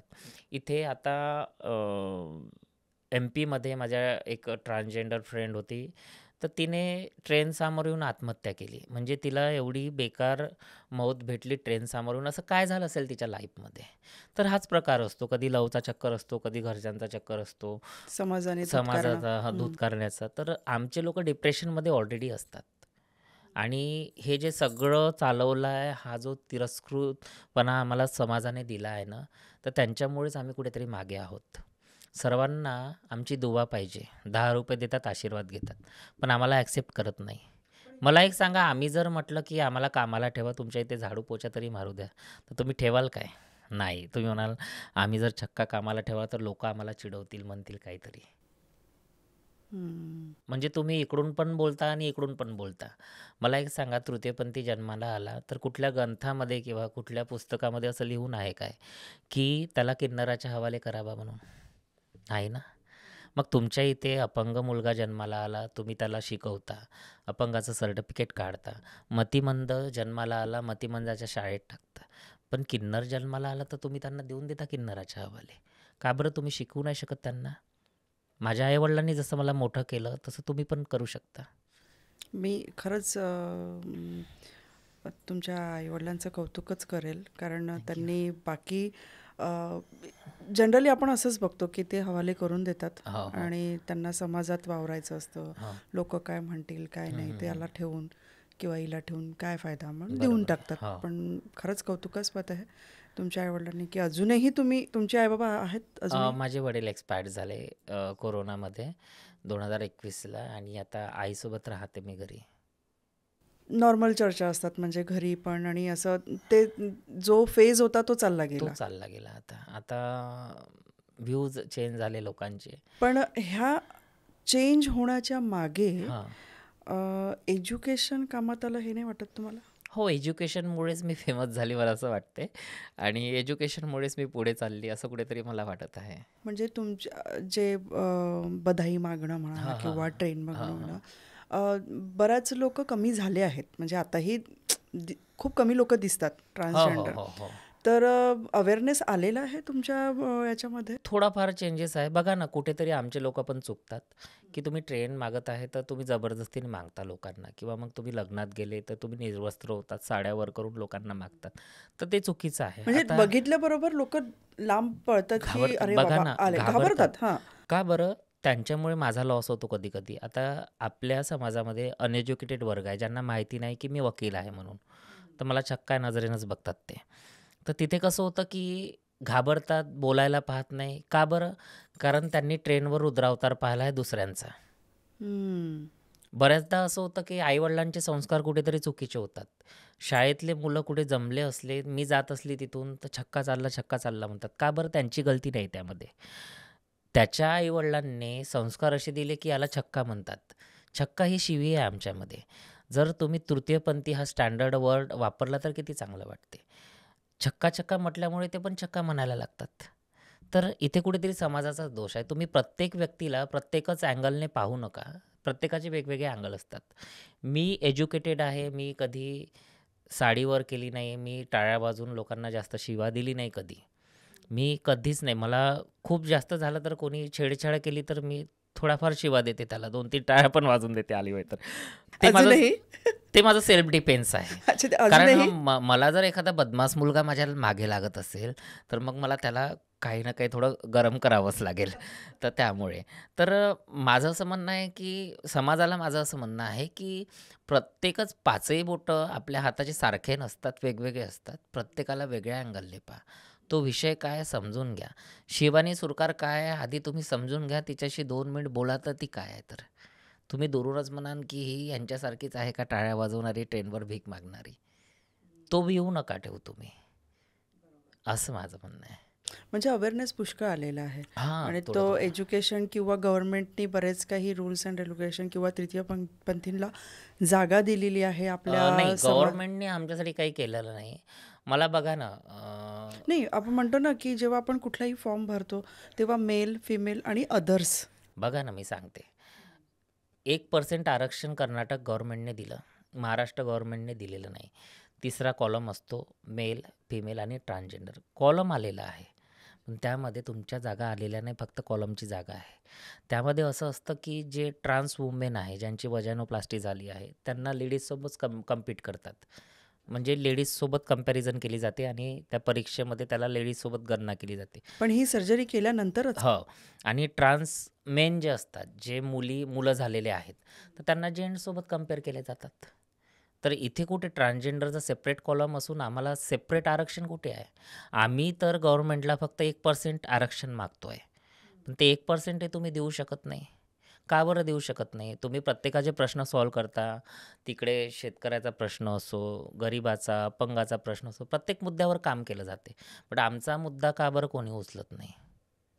अच्छा, म्हणजे त्यांच्यासाठी त्यांना आयदर फिमेल ऑर मेल असं कुठल्या 2 तरी कॅटेगरीज आहे. कॅटेगरीमध्ये हां, यावं लागतं हां. आणि त्याच्यानंतर ट्रान्स मेन आणि ट्रान्स वुमेन अशा 2 कॅटेगरी आहेत. अच्छा, हां. काय असते ही surgery? Surgery in the sense बघा ना, ट्रान्सजेंडर 2 प्रकारचे असतात. जे आधी मुली होत्या त्यांना मुलं व्हावंसं वाटते आणि ज्या आधी मुलं होते त्यांना मुली व्हावंसं वाटते. तर हे 2 प्रकारचे ट्रान्सजेंडर असतात, ट्रान्स मेन आणि ट्रान्स वुमेन. तर त्यानुसार ते सर्जरी करतात, लिंग परिवर्तन करतात. त्याला म्हणतात सर्जरी. मग याच्यामध्ये पण काही असं गव्हर्नमेंटची परमिशन किंवा काय असं नाही, काही प्रोसेस असते असं याच्यामध्ये? काही नाही. हे स्वतःचं? हां, आता राजस्थानमध्ये सेक्स रिसाइनमेंट सर्जरी म्हणते याला. राजस्थानमध्ये ही फ्री आहे, फ्री ऑफ कॉस्ट. पण आपल्या महाराष्ट्र गव्हर्नमेंटने अजूनपर्यंत फ्री केलेली नाही. काय खर्च लागत असेल याला? हे बघा, हे जे ऑपरेशन आहे हे 1 ते 1.5 लाखापासून 4.5-5 लाखापर्यंत होत आहेत. तर एवढा मोठा खर्च असतो आणि ती आमची बेसिक नीड आहे. मला तरी वाटते गव्हर्नमेंटने सेक्स रिसाइनमेंट सर्जरी जी आहे ती फ्री करायला पाहिजे. हम्म. दुसरी गोष्ट की महिलांना जेव्हा छेडछाणी केली जाते तर 354चा वापर केला जातो. 354 कलम लावते जो छेडछाणी करतो. पण आमच्या बाबतीत असं काही नाही. हां, आम्हाला असं कायद्यात काही प्रावधानच नाही आहे. महाराष्ट्र शासनाने स्त्रियांकरिता 50% कन्सेशन दिलं ट्रॅव्हलिंगमध्ये बसेसच्या. बट आम्ही नाही का लेडीज? आम्हाला जर दिलं असतं तर आम्हाला तर जास्त गरज आहे. आम्हाला 50% का आम्हाला 20% पण नाही दिलं. तिथे कुठेतरी सरकार चुकतंय. मी बघा, मी पर्टिक्युलर एका सरकारबद्दल बोलत नाही. कुठलंही सरकार असो, त्यांनी तृतीयपंथीयांचा मुद्दा उचलला काय कधी? नाही उचलला. शेवटी आम्हाला आंदोलनं करावी लागली, आम्हाला बऱ्याचशा गोष्टी कराव्या लागल्या. केसेस द्यायला क्लायंट पुढे असतात की लांब बघा ना, मागतात? झालं कसं की उलटं झालं. मी जेव्हा इथे वर्धेत पाय ठेवला कोर्टाच्या पायरीत, तर मला असं वाटलं की मी एक ट्रान्सजेंडर आहे, लोकं देईल की नाही मला केसेस. आणि मी जेव्हा एंट्री केली तर मला असं वाटलं की 50-100 रुपये जर रोजचे निघाले, पेट्रोलचा खर्च निघाला, तर खूप आहे बा. पण झालं उलटं. बरेचसे लोकं माझ्याकडे येऊन राहिले आणि एका वर्षात जवळपास 50च्या जवळपास केसेस आल्या माझ्याकडे. तर ही माझ्यासाठी खूप मोठी अचीव्हमेंट आहे. आणि हायकोर्टात माझी प्रॅक्टिस झाल्यामुळे मला इथे त्रास गेला नाही. इथे सेशनमध्ये माझी स्मूथली प्रॅक्टिस चालते. मी कुठल्याही सिनियरच्या अंडर प्रॅक्टिस करत नाही. पण मला माझ्या रुबिया बेग मॅडम आणि माझे असद खान सर नेहमी सपोर्ट करतात, मला गायडन्स करतात. क्लायंट जेव्हा तो आपली केस तुम्हाला देतात हां. तेव्हा त्यांचा कसा दृष्टिकोन असतो की पॉझिटिव्ह असतं की हां दृष्टिकोन म्हणजे त्यांच्या डोळ्यात आणि त्यांच्या बोलण्यावरनं मला असं वाटतं की ही वकील आपलं काम करेल यार, हे काही असो. पॉझिटिव्हिटी असते? पॉझिटिव्हिटी खूप असते की ही करणार काम आणि घेऊन येतात ते. आणि मला आनंद होतो. बरोबर. पण जेव्हा आधी तुम्ही जस्ट वकील झाल्या हां, हां. आणि मला 50-100 रुपये मिळेल म्हणजे एक निगेटिव्हिटी पहिले होती तुमच्या मनात होती निगेटिव्हिटी की कुठलाही ज्युनियर वकील म्हटलं का त्याला प्रॅक्टिस सेट करायला 5 वर्ष लागतात. आणि त्यातलं तर ट्रान्सजेंडर. हां, त्यातल्या त्यात ट्रान्सजेंडर. आणि मला असं वाटलं की मी जाऊ तर कोणाच्या अंडर जाऊ प्रॅक्टिस करायला. मग मी माझं स्वतःचंच चालू केलं. अच्छा, तुम्ही आता हां, स्वतःच. आणि त्या याच्यामध्ये आता मी नॉर्मल माझं कमाई होते आहे आणि घर पोचते आहे माझं. मी ऑफिस पण माझं बांधलं आहे घरी, म्हणजे रिनोव्हेट केलं आणि माझ्याच वकिलीच्या पैशातून केलं. अरे वा. एज्युकेशन क्षेत्रासोबत तुम्ही क्रीडा क्षेत्रातही पुढे आहात. त्याबद्दल काय सांगा? कॅरम हा तुमचा आवडता गेम आहे? हो. कॅरममध्ये मला बरेचसे प्राइजेस मिळालेले आहे. आता कॅरम जो आहे हा माझ्या घरी पण आहे. तुम्ही गोल्ड मेडलिस्ट आहात. हो. तर कॅरम हा माझ्या घरी पण आहे. बट आपल्याला कॅरमचा गेम सुधारवायचा आहे तर त्या लोकांना बसावं लागतं ज्यांचा कॅरमचा गेम आहे. आता माझ्यासमोर अशी परिस्थिती होती की इतवारा प्रत्येकच सिटीमध्ये असतो. नागपुरात पण इतवारा आहे, वर्धेमध्ये पण आहे आणि इतवारा एरियाचं नाव आहे. आणि तिथे नॉर्मली कॅरम खेळणारे तुर्रम लोकं बसलेले असतात. अच्छा, तर ॲज अ मला हे माहिती नव्हतं. ॲज अ ट्रान्सजेंडर म्हणून, ॲज अ लेडीज म्हणून मला प्रॅक्टिस करायला जायचं होतं तिथे. तर आता तिथे मी जायची कुठली गोष्ट सांगता ही? वर्धेची, इतवारातली. आता तो जो एरिया स्लम एरिया आहे, तिथे बरेचसे लोकं दारू विकतात, बरेचसे बदमाश लोकं आहेत. तिथे ओळखीचे पण आहेत माझ्या काही आणि मी तिथे कॅरम खेळायला जायची आणि मी त्या ॲज अ लेडीज म्हणून त्या जेंट्समध्ये बसायची कॅरम खेळायला आणि माझ्याकडे दुसरा पर्याय नव्हता. मला जर गेम बनवायचा आहे, माझं जर पॅशन आहे, तर मला तिथेच आणि कॅरम खेळावं प्रॅक्टिस लागेल. करायची आहे तर प्रॅक्टिस करायची आहे. तर मला सुरुवातीला फार त्रास गेला. त्यानंतर हळू करत तिथल्या पण लोकांनी ॲक्सेप्ट केलं. आता मी तिथे जाणं बंद केलं, पण कधी-कधी एखादी वेळेस मला कॉल येतो, की "शिवानी मॅम कॅरम खेलने आ जाओ." तर मी एखादी वेळेस खेळून येते. हां. तर कॅरमबद्दल खूप पॅशनेट आहे मी. एकदा तुम्हाला म्हणजे ब्रेकअप तुमचा झालेला आहे, हो. ठीक आहे. लव्ह लाईफबद्दल तुम्हाला काय बोलावं वाटेल आता? काही विश्वास आहे कोणा बघा ना, माझा की ॲक्चुअलमध्ये उडाला आहे विश्वास? माझा जातीवरनं विश्वासच उडाला आहे. मला असं वाटत नाही की कुणावर प्रेम करावं. पण एक मन माझं असंही सांगतं की शिवानी, आता तुझं वय 35-36 आहे. तू उद्या जाऊन म्हातारी होशील आणि तुला पण एका पार्टनरची गरज आहे.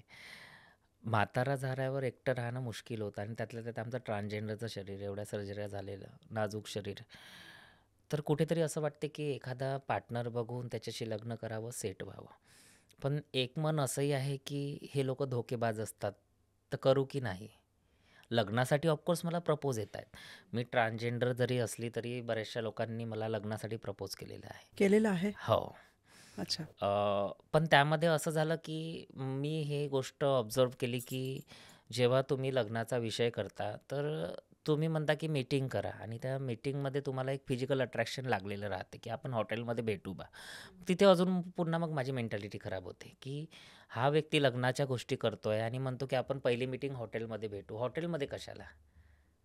आपण कुठे घरी पण भेटू शकतो ना. आणि तुम्हाला लग्न करायचं आहे, तर लग्नाच्या अगोदर काय मला टेस्ट करायचं आहे काय? लग्नापर्यंत ठीक आहे, पण त्याच्यासाठी त्यांचे घरचे पण लोकं तयार व्हायला पाहिजे ना?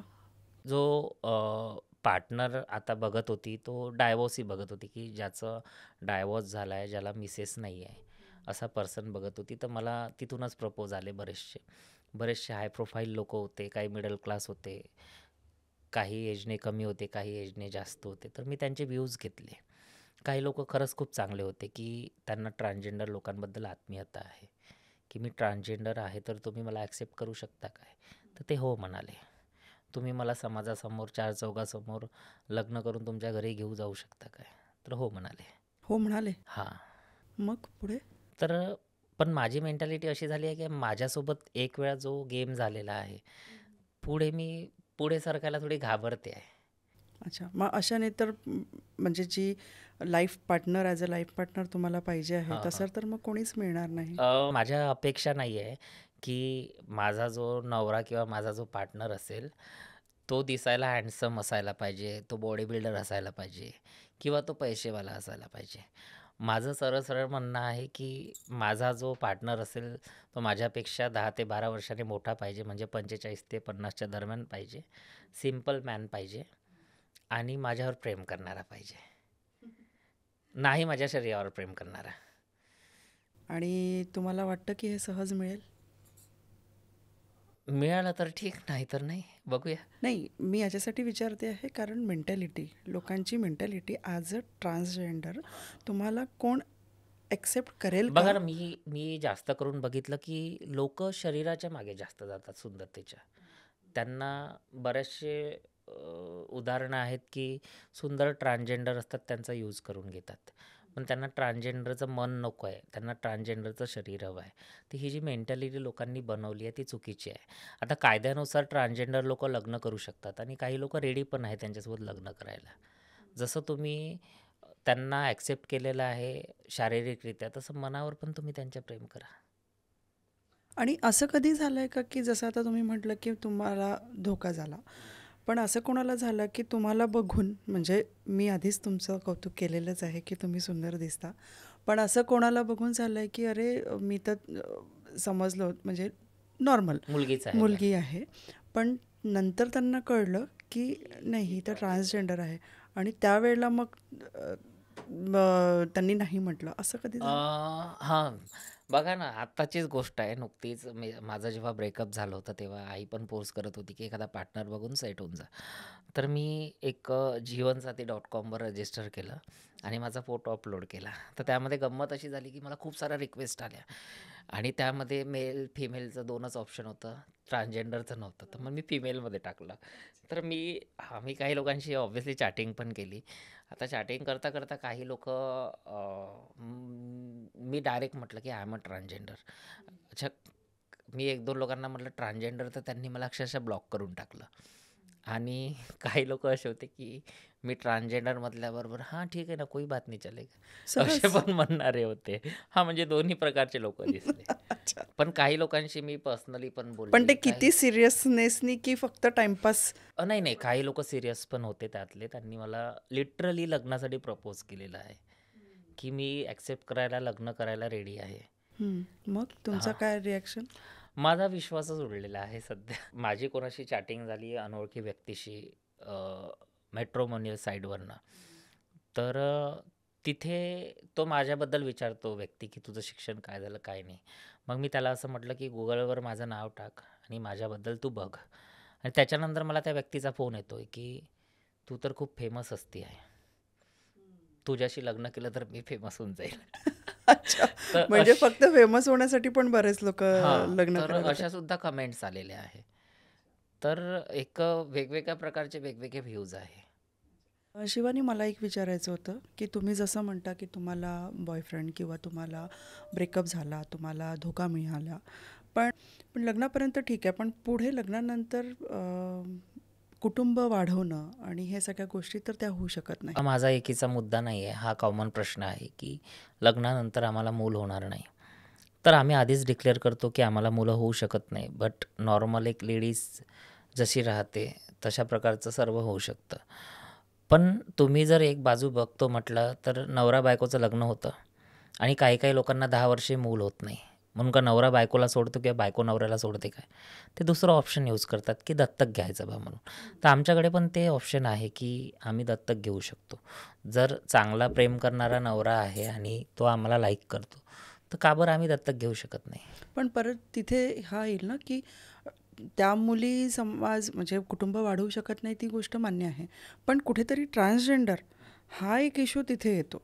आता बऱ्याचशा ट्रान्सजेंडर लोकांनी नॉर्मल मुलांसोबत लग्न केलेले आहे आणि ते हॅप्पी लाईफ जगत आहे आणि तिथे कुठेतरी त्यांना तर काही प्रॉब्लेम नाही, मग बाकीच्यांना काय कसा प्रॉब्लेम असू शकतो? म्हणजे सहज त्यांनी जर स्वीकारलं तर कुठेच प्रॉब्लेम व्हायला इथे नको. मनाचा प्रॉब्लेम आहे, की तुम्ही कसं स्वीकारता. नॉर्मली लोकं काय करतात, की ट्रान्सजेंडर लोकाचा फायदा घेतात शरीराचा आणि जोपर्यंत फायदा घ्यायचा आहे तोपर्यंत घेतात, नंतर सोडून देतात. तसं व्हायला नको. तुम्ही कोणाच्या इमोशनसोबत खेळू नका, असं माझं म्हणणं आहे. कायदा असा कुठला बनला पाहिजे इतक्या सहजरित्या तुम्हाला अडॉप्ट करण्याची, कारण खूप मोठी प्रोसेस असते अडॉप्शनची. अडॉप्शनमध्ये अजून प्रावधान आलेलं नाही. आता सुप्रीम कोर्टाने जेव्हा 377चा निर्णय दिला, तर त्यामध्ये समलैंगिक लग्नाला फेटाळलं. पण ट्रान्सजेंडर लोकं आहे ते लग्न करू शकतात. त्यामध्ये असं प्रावधान दिलं. आता ट्रान्सजेंडर लोकं लग्न करू शकतात, तर आम्ही ॲक्टनुसार लग्न करू. मॅरेज सर्टिफिकेट राहील, सगळ्या गोष्टी लीगल राहील. त्यानंतरचा काय, की आम्हाला ॲडॉप्शन घ्यायचं आहे, तर ॲडॉप्शनबद्दल अजूनपर्यंत कायदा आलेला नाही आहे. तुमचा आदर्श कोण आहे शिवानी? माझे आदर्श बरेचसे आहे. माझा आदर्श तर सिंधुताई सपकाळ आहेत सामाजिक कार्यामध्ये आणि सर्वात मोठे आदर्श माझे पप्पा आणि त्यांचं जेव्हा मी स्मरण करते, की हा माणूस याने जर मला इन्स्पायर केलं नसतं, तर मी काहीच नसते. शिवानी तुमच्यासमोर उभीच नसते. कधी गौरी सामंतसोबत भेटण्याचा हे आला? नाही, त्या माझ्या फ्रेंड आहेत. असं आम्ही एकमेकींना पर्सनली भेटलो नाही, पण फोनवर 2-3दा बोलणं झालेलं आहे. झालं आहे? हो. कशा निमित्ताने? ते माझी इथे एक कंप्लेंट होती वर्धेला, तर मी गार्डनच्या संदर्भात त्यांना कॉल केला होता. गार्डन? गाईडन्स. हां, त्या कंप्लेंटवर काय कसं लिहू, कसं रिॲक्शन देऊ म्हणून. तर तेव्हा माझं बोलणं झालं होतं. त्यानंतर एकदा त्यांचा लेख आला होता तेव्हा बोलणं झालं होतं. अच्छा, म्हणजे डायरेक्ट त्यांचा फोन करून हां, हां, बोलणं हां. पण झालेलं आहे. असं आमचं भेटणं कधी नाही झालं. एक खूपच असा गंभीर प्रश्न आहे. चालेल ना विचारलेला? हां, चालेल. अ, जेव्हा तृतीयपंथी एखाद्या ची डेथ होते, मरतो, असं म्हणतात की त्यांना कोणी बघत नाही किंवा बघू नये. ते काय आहे? म्हणजे समज गैरसमज बरेच आहेत. बघा काय असतं जेव्हा आमच्या लोकांची डेथ होते, तर आमचं मृत शरीर कुठल्या स्त्री अथवा पुरुषाने बघितलं, तर पुढच्या जन्मात आमचा जन्म तृतीयपंथी म्हणूनच होतो. अच्छा, त्याच्यामुळे तुमचा जर हां. बघितला कोणी तर तर परत तोच हां, होईल. तोच जन्म. तर आम्ही काय करतो, रात्री 12 नंतर मय्यत काढतो आणि ते मय्यत कुणाला दिसली नाही पाहिजे याची दक्षता घेतो. बरेचदा मृत शरीर आम्ही पायाला पाय बांधतो असे रस्सीने आणि त्याचे खांद्यात हात टाकून आम्ही असं मृत शरीर घेऊन जातो. असं म्हणजे वाटतच नाही पायी की चालवत? पायी चालवत. पण असं वाटत नाही की ती मय्यत आहे म्हणून. आणि बऱ्याचदा काय होतं की आमच्या याच्यात मृत शरीराला चपलीने मारतात की देवा या जन्मात तू असं बनवलं, पुढच्या जन्मात पूर्ण स्त्री बनव नाहीतर पूर्ण पुरुष बनव. देवाला मागणं घालतो आम्ही. लोकांचा गैरसमज असा आहे की यांची मय्यत बघितल्याने करोडपती बनतो माणूस आणि बरेचसे लोक झालेही आहे. आता त्यामागचं रिझन मला माहिती नाही. पण हे खरं आहे? अ, म्हणजे हे असं कुठलं असं अनुभव? एक्झाम्पल माझ्याकडे नाही आहे त्याचं. बट लोक मानतात आणि बऱ्याचशा तोंडातून ऐकलं आहे की असं खरंच होतं बा. म्हणजे ज्यांनी मय्यत बघितली, तो हां, खूप करोडपती ज्यांनी बनून बघितली जातो. तो हां. करोडपती बनतो. आणि झाले आहे 1-2 एक्झाम्पल्स आहे. एक गुजरातमधलं एक्झाम्पल आहे की तो त्याचा एक छोटंसं दुकान होतं आणि आज त्याचा खूप मोठा कारखाना आहे. कारण त्याला मय्यत प्रत्यक्षात बघायला मिळाली होती तृतीयपंथींची.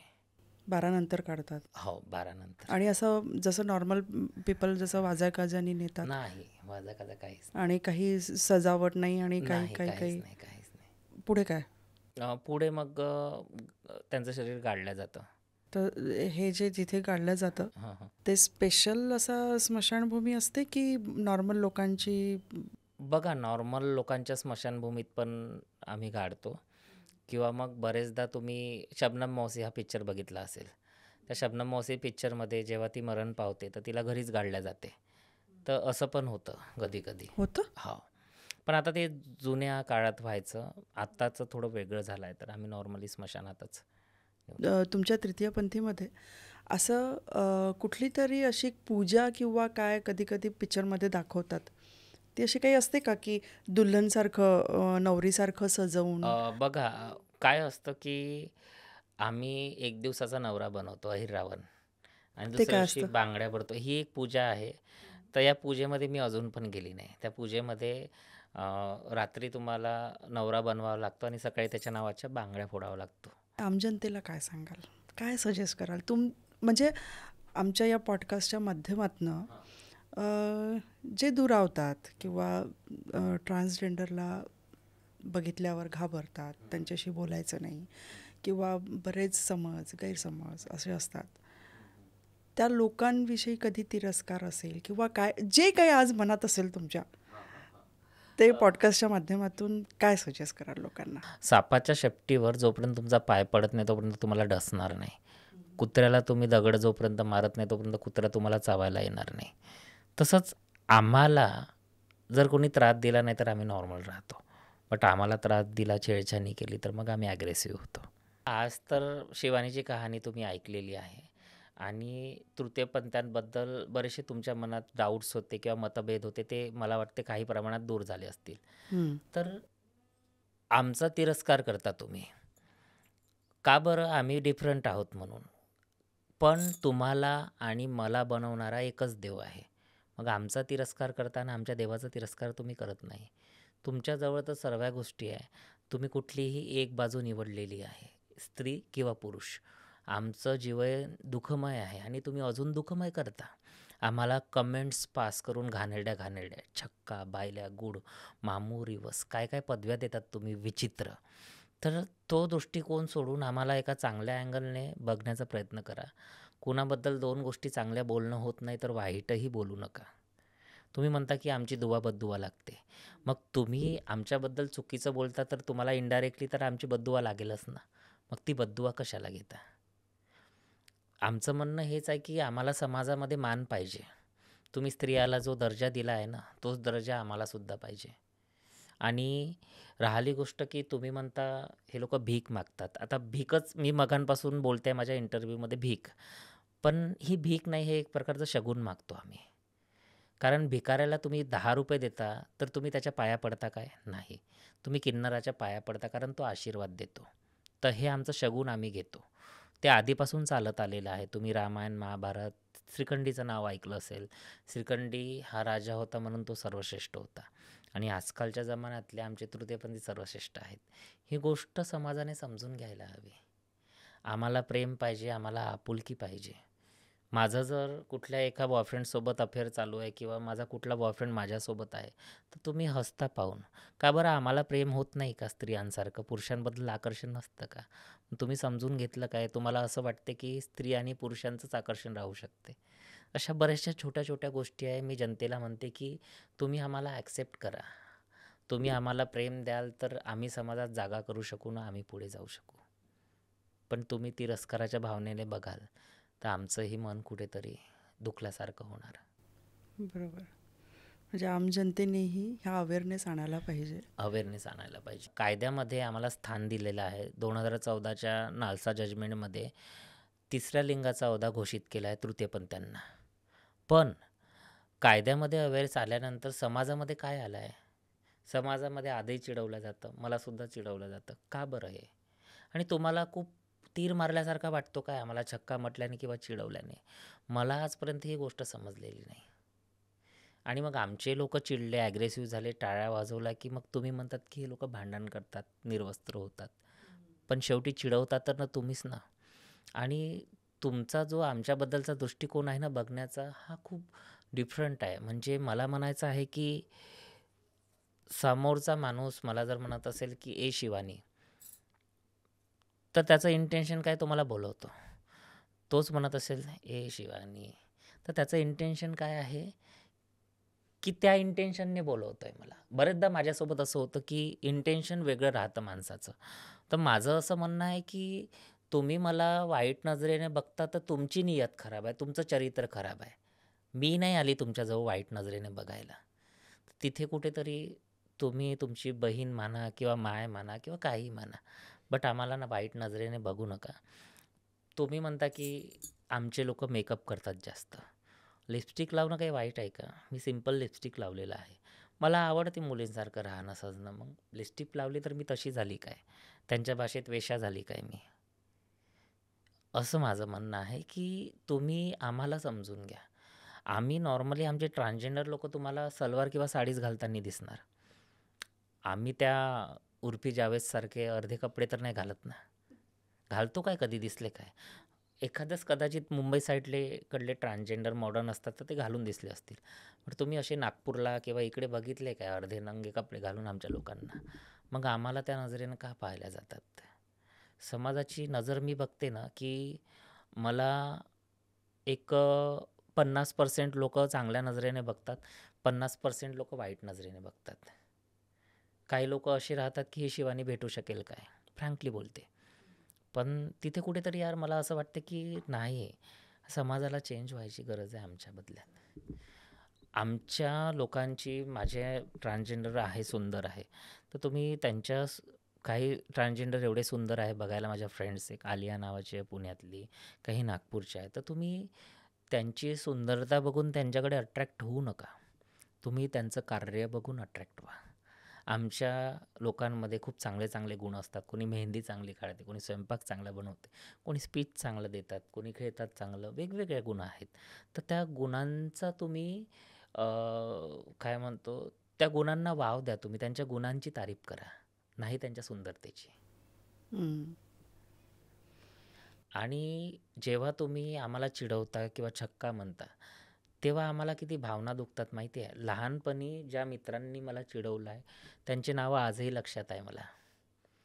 कारण त्यांनी इथे कुठेतरी दिलेले घर घाव आहे केलंय. ते. हं. आणि कुठेतरी एक हॅमर झाला आहे माझ्या डोक्यामध्ये, की तेच ते आठवतं मला. तर असा माझ्या मनावर परिणाम झालेला आहे, तसा प्रत्येकाच्या असेल तृतीयपंथीयांच्या. तर तुम्ही आम्हाला समजून घ्या, असं माझं म्हणणं आहे. बरोबर. या सगळ्या कन्व्हर्सेशनमध्ये असं लक्षात आलं की तुमची जी लाईफ आहे ती म्हणजे ऑल ओव्हर ट्रान्सजेंडरशी म्हणायची आहे मला, की खूप सोपी आणि स्मूथ लाईफ नाही आहे. नाही. बऱ्याच फेज तुम्हाला तिथून पार कराव्या लागतात हो, आणि बऱ्याच गोष्टींना सामना करावा लागतो बरोबर आणि आहे. सहज नाही. पण जो धीट आहे, हो, ज्याला एज्युकेशनचं एवढं मोठं शस्त्र मिळालेलं आहे, बरोबर आहे. त्याचं कोई बाल बाका नाही कर सकता असं म्हणता येईल. हो, आणि तुम्ही त्याच्यासाठी प्रयत्न करतातच आहे. मला चांगलं वाटलं ते ऐकून की तुमच्या कम्युनिटीच्या लोकांना तुम्ही सांगताय वारंवार की एज्युकेशन घ्या Yes, आणि yes, तुम्ही yes. तुमचं स्टँड बनवा येस, काहीतरी. येस. म्हणजे तुम्हाला आणि बरेच लोक म्हणजे मी माझ्या ऑब्झर्वेशनमध्ये बरंच असं झालेलं आहे की बऱ्याच वेळेला जसं आपण ज्याला सिग्नलबल म्हणतो, उभे राहून मागणं किंवा गाडीला प्रत्येक वेळेला येणं किंवा ट्रेनमध्ये म्हणा, ह्या खूप कमी आता एक तर सगळ्यात फेमस पर्सनॅलिटी गौरी सामंत आहेतच हो, हो. की त्या पण ह्या नेहमी स्वतःच्या स्पीचमधून किंवा याच्यामधनं ते स्वतःचं व्यथा तर सांगतातच सांगतात. आणि तुमच्या उपदेश पण कम्युनिटीला करतात. उपदेश पण करतात की नाही तुम्ही कुठेतरी स्टँड घ्या, Yes, कुठेतरी एज्युकेशन घ्या. आणि माझ्याही लक्षात आलं की माझं स्वतःचं ऑब्झर्वेशन आहे की कुठेतरी मी बघितलं की बरेच कमी लोक दिसतात. हो, एक छोटासा हे आहे की सगळेच वाईट असतात असं नाही आहे. नाही. माझ्या घरी सुद्धा म्हणजे प्रत्येक सोसायटीमध्ये जातातच. हा, माझ्या हा, घरी हा. सुद्धा पण एक आले होते. त्यांनी मला अगदी सहज आम्ही बेल वाजवली आणि नॉक केलं. तर तेव्हा त्यांनी सहज मला म्हटलं, आपने पैसे दे दिए क्या? तर थोडीशी मी शॉकही होते आणि बघितलं आणि खूप सुंदर होत्या त्या. ओके. तर मी सहज असं नाही म्हटलं. तर माझे मिस्टर आले आणि लगेच त्यांना नाही आणि त्यांनी म्हटलं मला 10-20 कुछ जो देना है वो दे दो. अच्छा. म्हणजे असं काही फोर्स नाही केला फोर्स नाही केला. किंवा काही बघा ना, मी म्हटल्याप्रमाणे पाचही बोटं सारखे नसतात. आमच्या कम्युनिटीतले बरेचसे लोक पोलाईट आहेत. पोलाईटली लोकांसोबत बोलतात. माझ्या फ्रेंड्स रितू वगैरे, वैशू वगैरे खूप पोलाईटली बोलतात. आणि माझ्या काही फ्रेंड्स आजही टोल नाका मागतात. त्यासुद्धा पोलाईटली बोलतात. कारण मी त्यांना संस्कार असे दिले की तुम्हाला लोकांच्या मनात जागा करायची आहे. कारण या लोकांनी तुम्हाला धुतकारलेलं आहे. एक दिवस असा येईल की हेच लोक तुमच्या पाठीशी उभे राहतील. छान. नक्कीच आमच्या पॉडकास्टच्या माध्यमातून हा संदेश तुमचा नक्कीच लोकांपर्यंत जाईल आणि लोकांनाही मी म्हणेल की जास्तीत जास्त हा व्हिडिओ शेअर करा आणि लोकांपर्यंत पोहोचवा.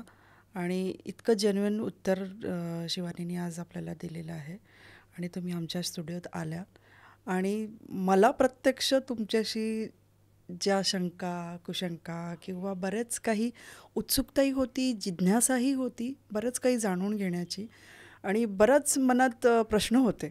म्हणजे खरं सांगायचं म्हटलं की या पॉडकास्टसाठी मला असं प्रश्नावली तयार करावी लागली नाही. अच्छा. ते ऑटोमॅटिक ऑटोमॅटिकली ते येत गेलं कारण मुळातच ते प्रश्न माझ्या डोक्यात होते, मनात होते की ही वेगळी कम्युनिटी म्हणजे काय, यांना जाणून घेण्याची उत्सुकता खरंच सांगते मनापासून की कुठे ना कुठे होती. म्हणून ते स्मूथली ते होत गेलं. त्याच्यामुळे धन्यवाद खूप खूप शिवानी, तुम्ही आणि आलात. तुमचेही धन्यवाद. मला ॲक्च्युली एवढा लंबा इंटरव्ह्यू, एवढा लाँग इंटरव्ह्यू आजच द्यायला मिळाला चान्स. माझे जेवढे चॅनलवर झाले ते शॉर्ट इंटरव्ह्यूज होते. माझ्या भावना व्यक्त करण्याकरिता एवढा चांगला प्लॅटफॉर्म तुम्ही उपलब्ध करून दिला त्याबद्दल धन्यवाद. आणि मी जनतेला हेच सांगेल की जास्तीत जास्त प्रमाणात शेअर करा आणि सबस्क्राईब करा आणि माझ्या भावना लोकांपर्यंत पोहोचू द्या. Thank you so much. Thank you Shivani.